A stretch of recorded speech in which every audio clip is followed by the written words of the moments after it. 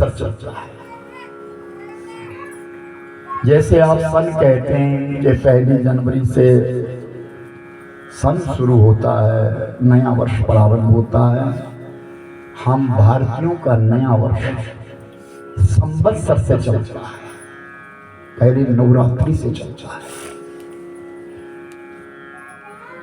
जब पहला नवरात्रा चैत्र महीने में आता है तो हमारा नया साल प्रारंभ होता है।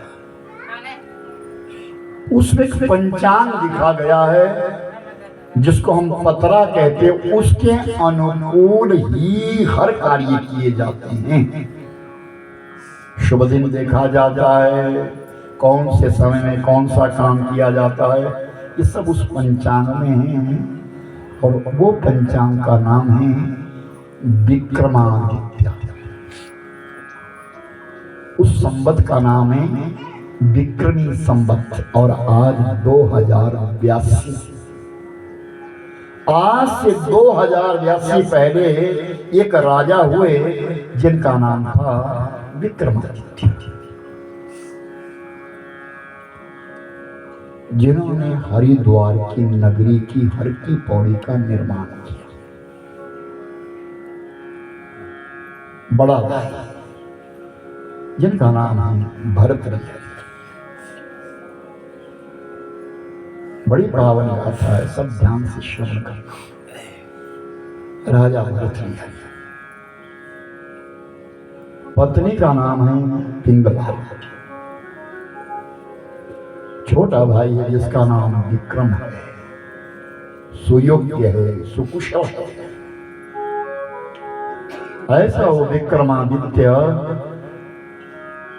अपनी भाभी के लक्षणों को पहचान गया, मेरी भाभी अच्छी नहीं है। उस पिंगला ने भर्तृहरि को अपने जाल में इस प्रकार से फंसाया कि उस पिंगला के ऊपर मर मिटने लगा। पिंगला कहे खड़े हो तो राजा खड़ा हो, पिंगला कहे बैठो तो वो बैठे। और उस पिंगला के मन में इतना आसक्त हो गया कि राज्य के कार्य को भूल गया। मंत्री परिषद सब हैरान हो गए, हमारे राजा को क्या हो गया।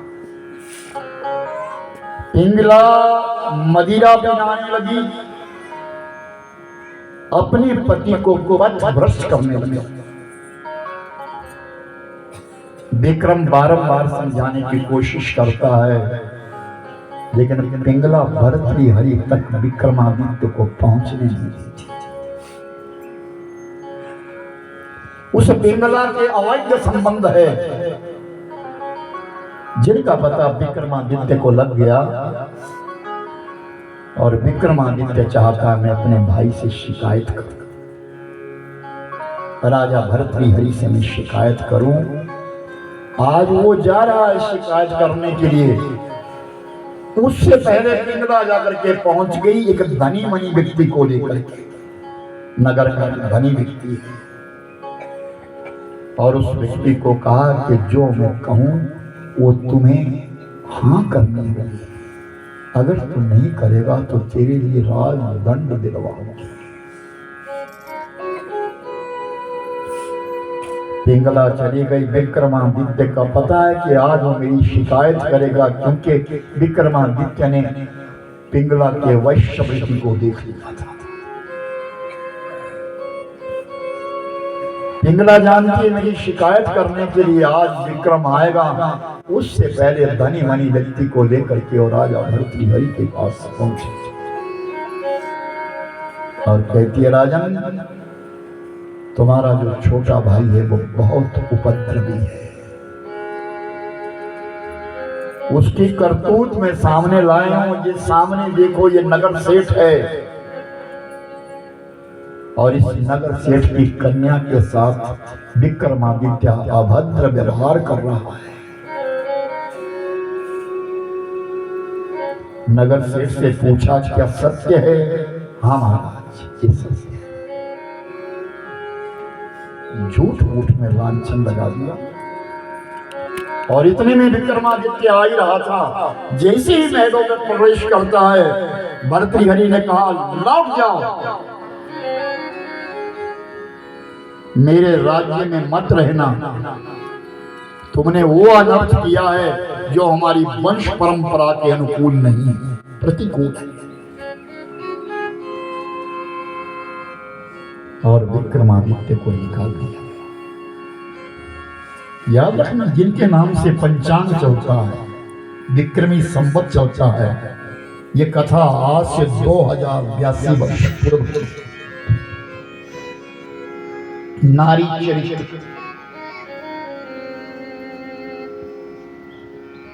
और विक्रमादित्य तो नगर छोड़ करके चला गया, राजधानी छोड़ करके बाहर निकल गया। एक दिन एक संयोग बना, राजा भर्तृहरि अपने सिंहासन पर बैठे थे। इतने में संत आए और साधु ने आकर के राजा को प्रणाम किया। राजा ने भी नमन किया, अपनी झोली से फल निकाला। राजन, इस फल को आप खा, जो आपका सौंदर्य बना है, मृत्यु काल तक आप इतने ही सुंदर बने रहेंगे। मृत्यु काल तक आप इतने सुंदर बने रहेंगे। राजा भर्तृहरि ने विचार किया, मैं सुंदर बन करके क्या करूंगा? अगर पिंगला इसे खाएगी, सुंदरता इसकी निखरती चली जाएगी और मैं इसे देख देख करके अपना जीवन जी लूंगा। अपना फल खाया नहीं, अपनी पत्नी को दे दिया।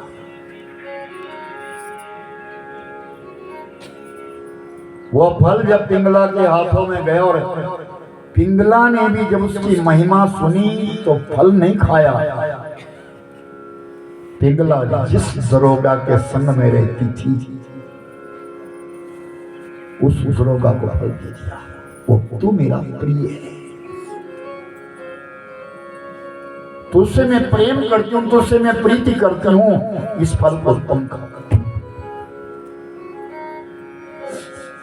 दरोगा एक वैश्य के पास जाता था, कोठे पर जाया करता था।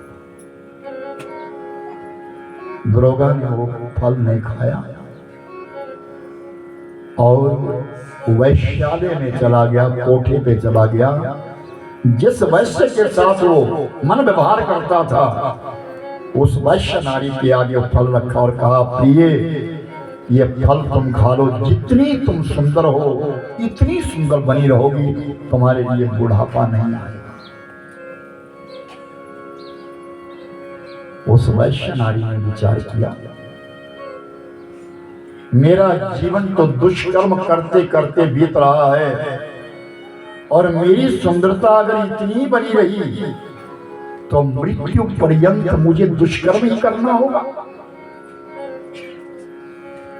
मैं सुंदर क्यों बनूंगी? क्यों ना मेरा राजा सुंदर बना रहे। मैं इस फल को अपने राजा को दे देती हूं, वो खाएगा, प्रजा का पालन होता चलाएगा। और वो वैश्य नारी उठी और उस फल को लेकर के राजा भर्तृहरि के पास आ गई और फल की महिमा गाती। राजा भर्तृहरि ने जब वो फल देखा, ये फल तो मैंने पिंगला को दिया था। राजा ने कठोर आदेश लेकर के कहा, बताओ ये फल तुम्हें कैसे मिला? वो भय के मारे डर गई। उसने तुरंत कहा कि मेरा एक प्रेमी है दरोगा, उस दरोगा ने मेरे लिए फल लाया है। दरोगा को बुलाया गया। दरोगा ने पिंगला की सच्चाई बता दी और भर्तृहरि को जब पता चला कि मेरी पत्नी ऐसी दुष्चर्म है और उस मेरी पत्नी ने मेरे भाई को घर से निकाल दिया, फिर विक्रम की याद आई, अन्न बंद कर दिया, जल बंद कर दिया, अपने सभी मंत्रियों को आदेश दिया, जाओ सेवक भेजो, पहरेदार भेजो, खोजदार भेजो, विक्रम को खोज करके लाओ जहां कहीं भी विक्रम है। 1 महीना बीत गया।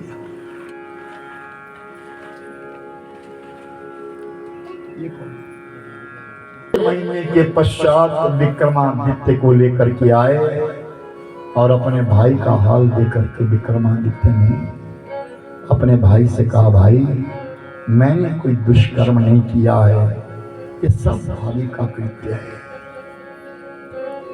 राजा भर्तृहरि ने पिंगला को मृत्यु दंड देकर के संन्यास लिया, अब जीवन नहीं जीता। भर्तृहरि संन्यास लेकर के चले गए, अपने गुरु महाराज के पास पहुंचे और गुरुदेव से कहा, भर्तृहरि कहते हैं ब्रह्म का मार्ग क्या है? ध्यान से सुनना, हम यहां पुरुष या स्त्री भाव मृत्यु मंडल पर बनाए हैं। भगवान के द्वार से एक आत्मा है, हम सब जीव आत्माएं हैं। स्त्री और पुरुष का भेद यहां है, भगवान के द्वार से आत्मा है। तभी कहा कि जीव आत्मा अनेक है, परमात्मा एक है। भर्तृहरि ने प्रश्न किया, गुरुदेव ब्रह्म का मार्ग क्या है? सही मायनों में इस शरीर को धारण करने के पश्चात हमें ब्रह्म का मार्ग ढूंढना चाहिए। तो गुरुदेव ने कहा, सुनो,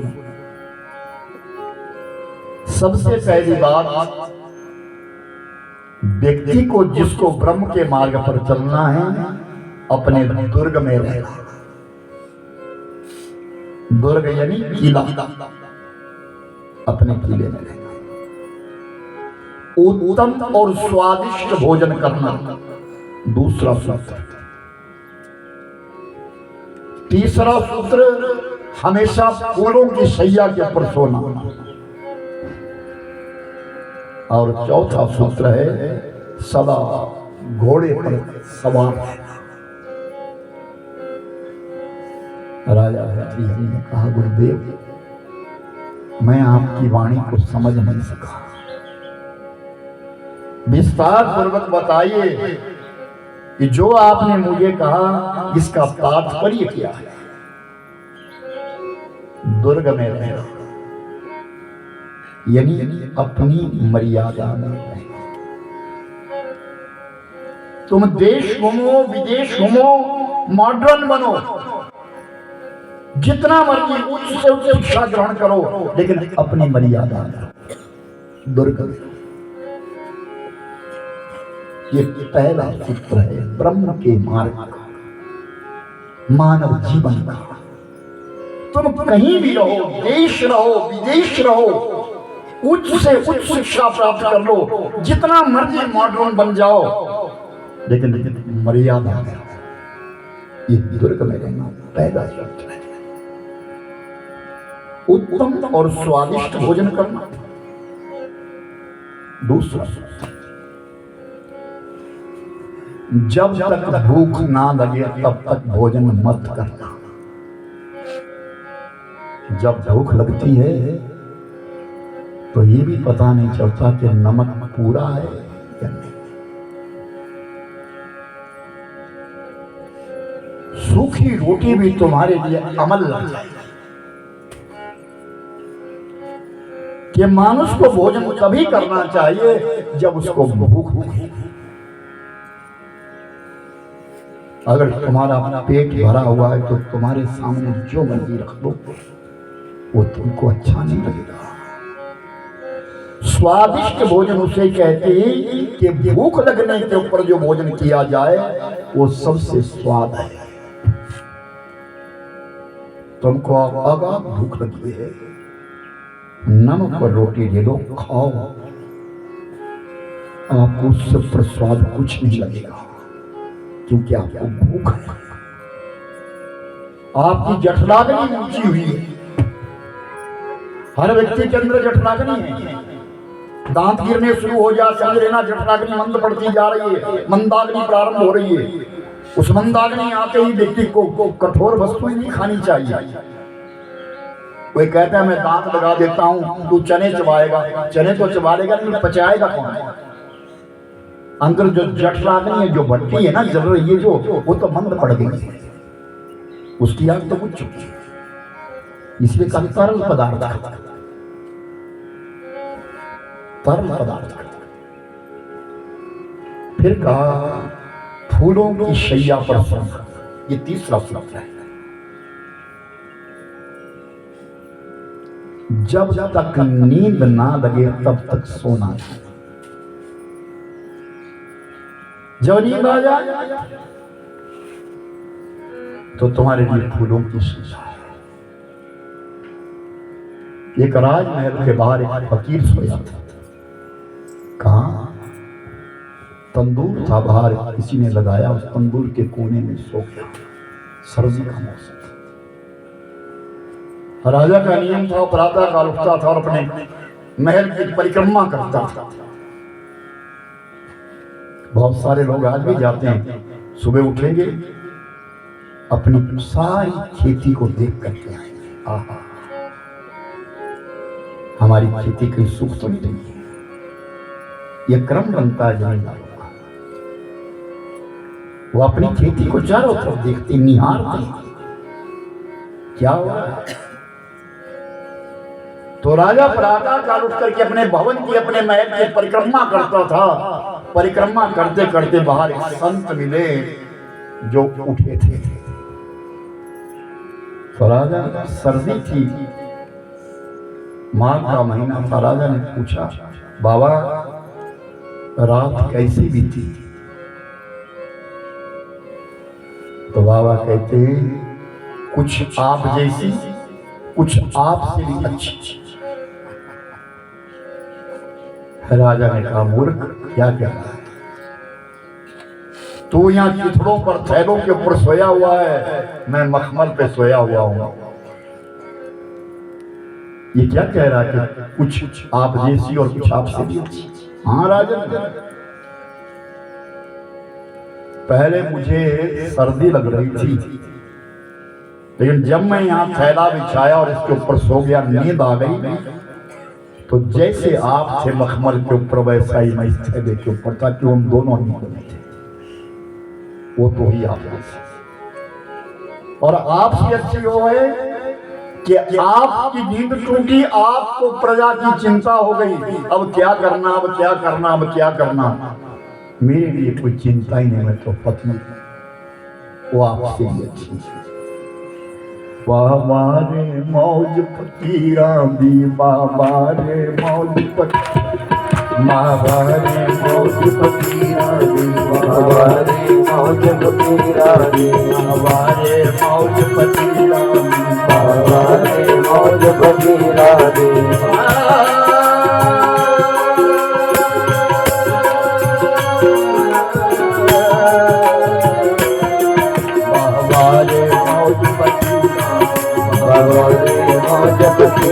दी। चाह गई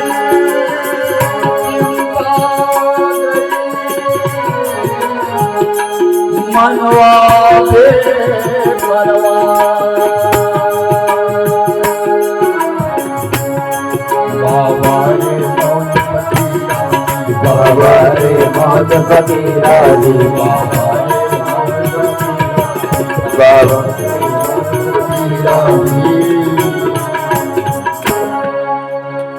राजन, तुझे अपने राज्य की चिंता पड़ी, मैं फकीर हूं, मुझे कोई चिंता नहीं, वो आपसे भी अच्छी है। कहा कि फूलों की शैया के ऊपर सोना, जब नींद आए तब सोना, जब तक नींद ना आए तब तक स्वाध्याय करो, पढ़ो, कुछ मनन करो, कुछ बड़ों की सुनो जब तक नहीं लगा। एक आज नया प्रचलन चला है, हमारी बहु बेटियां बच्चों को पढ़ाने के लिए गांव को छोड़ करके शहरों में बस रही है। ये नया प्रचलन चला है। अपने बच्चों को पढ़ाने के लिए घर छोड़ दिया और शहरों में जाकर के बस रही है। उस जमीन को कौन देखा गया? तुम्हारे पिता पुरखों ने तुम्हारे लिए संयोज करके रखी। बात कड़वी है लेकिन सच्ची है। उन बुजुर्गों की देखभाल कौन करेगा जिन्होंने तुम्हारे पतियों को पाल पोस करके बड़ा किया है? उनकी देखभाल कौन करेगा? विचारणीय विषय है। तुम बिलख नहीं आ गई, कौन संभालेगा उनको?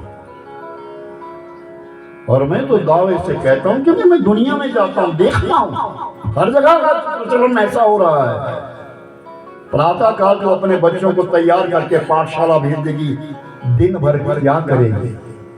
खाली दिमाग खराब करता है। तुम्हारे हाथ में कर्म किया, तुम क्या करोगे? नारी को लक्ष्मी कहा है। किस रूप से लक्ष्मी बन करके रहोगी बेटियों? तुम कौन सा नेत्र है जो तुम्हें लक्ष्मी के रूप में देखने की चेष्टा करेगा? ये सच्चाई है, जिंदगी की हकीकत है। सुन्नी क्षेत्र के बीच में कम से कम 1000 नया परिवार आया है। आज नया सुन्नी बस गया।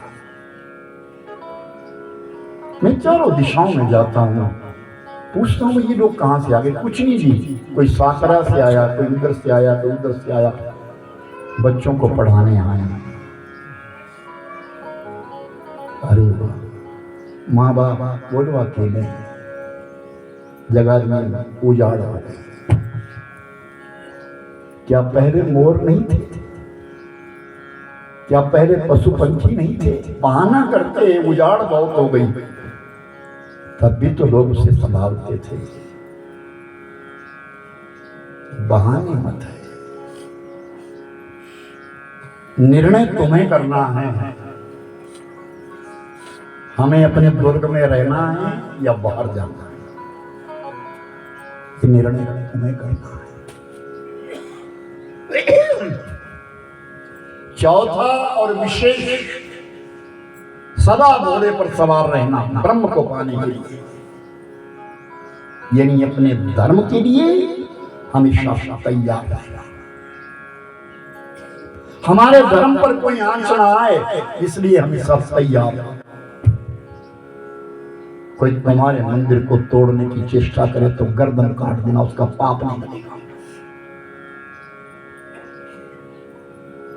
तुम्हारे मंदिर की मूर्तियों का कोई अपमान करने लगे, उसकी भले गर्दन काट देना, पाप नहीं लगेगा, क्योंकि वो हमारे इष्ट हैं, जिन्होंने हमारे लिए हमारी संरक्षणा करी है। आज हम जो फले फूले हैं, इन्हीं देवी देवताओं की कृपा से हैं और इन मर्यादा से। जीवन में मर्यादा पुरुषोत्तम राम जी की कथा को जरूर श्रवण करना, अगर जिंदगी जीनी है तो। वरना जीने के लिए तो बहुत जी रहे हैं। अंग्रेज कितने जीते हैं, नंगे घूमते हैं, हमारी मर्यादा नहीं है। यहां मां को मां कहा जाता है, पिता को पिता कहा जाता है। इन ग्रंथों का आदर सम्मान किया जाता है। इन ग्रंथों को मस्तक पर उठा करके ले जाते हैं, कोई बगल में दबा करके नहीं ले जाते। एक एक कदम देती, एक एक अश्वमेध यज्ञ का पुण्य मिलता है। कितना समय लिया होगा वेद व्यास जी ने, जिन्होंने 18,000 श्लोकों का ग्रंथ निर्माण कर दिया। आप एक जीवनी पढ़ना मेरे भाई बहन, दक्षिण भारत के महान ऋषि हुए, महर्षि रमन 25 वर्ष तक एक कमरे में, एक ही कमरे में 25 वर्ष बिताए। टेलीफोन बंद करना, बंद, सुनना नहीं, बंद कर। कमरे में रहा, शौच की व्यवस्था बाहर बनाई थी, और एक विधवा स्त्री थी, वो भोजन देती थी।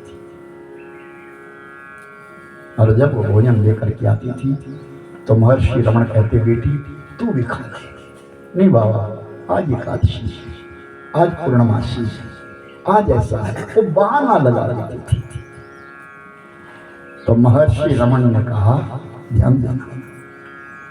एक दिन कुछ कागज बाहर फेंके थे, जैसे ही वो अम्मा आई भोजन देने के लिए, बाबा ने तुरंत कहा, बेटी बाहर ना कुछ कागज पड़े हैं, विदेशी लोग आते हैं सुनने के लिए ना, वो कागज फेंक गए हैं, इनको उठा करके किनारे कर दो। तो बड़ी प्रसन्न हुई कि आज मेरे लिए सेवा, बहुत खुश हुई कि मेरे लिए आज सेवा मिली। उसने झाड़ू उठाया, आंगन में बुहार निकालने लगी, तो एक कागज पर कुछ लिखा था। उसको बड़े गौर से थोड़ी सी पढ़ी थी। उसमें लिखा था कि पेड़ों की छाया में बैठ करके पंखा घुमाने की जरूरत नहीं होती। बहुत बड़ा संदेश था।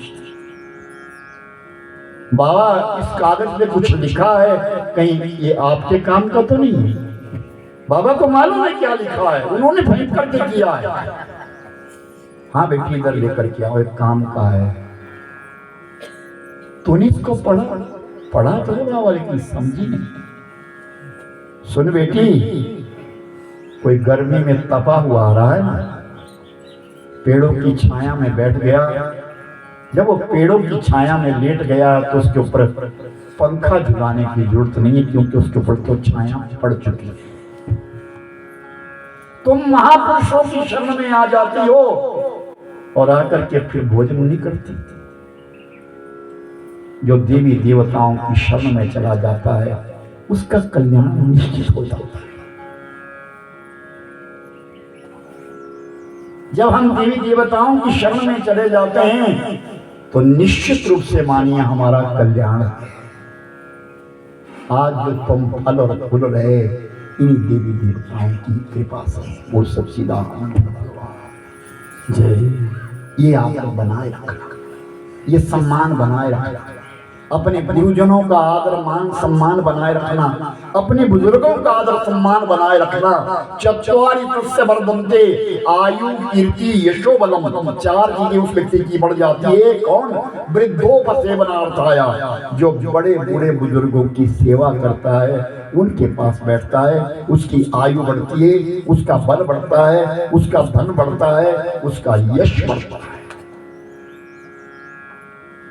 वृद्धों से बनाता है, बड़े बड़े बुजुर्गों का मान सम्मान करने से ये चीजें बढ़ती है। ये 4 बातें उसने पूछी भर्तृहरि ने और उसको अंगीकार किया। फिर एक पुस्तक जिसका नाम हुआ नीति शतकम, राजनीति की नीति की 100 बातें लिखी, नीति शतकम।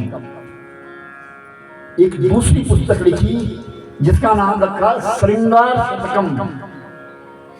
स्त्री के श्रृंगार के ऊपर लिखा कि स्त्री किस प्रकार से लुभाती है। और तीसरा शतक लिखा वैराग्य शतकम, कि सब कुछ पाने के पश्चात इंसान के अंदर वैराग्य हो जाता है, सब कुछ छूट जाता है। तो भर्तृहरि घर छोड़ करके निकल गए, चले गए। राजा विक्रमादित्य राज्य करने लगे। आज से 2082 वर्ष पूर्व उन्होंने विचार किया, मेरे भाई को कोई उत्तम स्थान बने, गंगा मैया का तट बसाऊंगा। हरिद्वार चले गए और हर की पौड़ी का निर्माण किया और कहा कि जो भी यहाँ लोग आएंगे, हर की पौड़ी में गंगा मैया का स्नान करेंगे, हर की पौड़ी के ऊपर बैठ करके गुरुदेव के दिए हुए मंत्र का जाप करेंगे, वो 100 गुना हो जाएगा। बोल सच्चिदानंद भगवान तुझे। जब भी जाओ गंगा मैया में तो थोड़ी देर उन पौड़ियों पर बैठ करके ना भगवत नाम उच्चारण जरूर करना, कल्याण होगा। मैंने निमंत्रण दिया है आपको, मेरी कथा है 9 नवंबर से कथा है, आप आइए जरूर आइए। आपका खर्चा सिर्फ आने जाने का है, बाकी सब खर्चा मेरा अपना है। रहने का, सहने का, खाने का, रहने का सब खर्चा हमारा है। आपको खाली आने जाने का खर्च देना है। 10 दिन तक आप प्रेम से रह सकते हैं। गंगा मैया का किनारा और मां भगवती की पावन कथा हरिद्वार में होने जा रही है।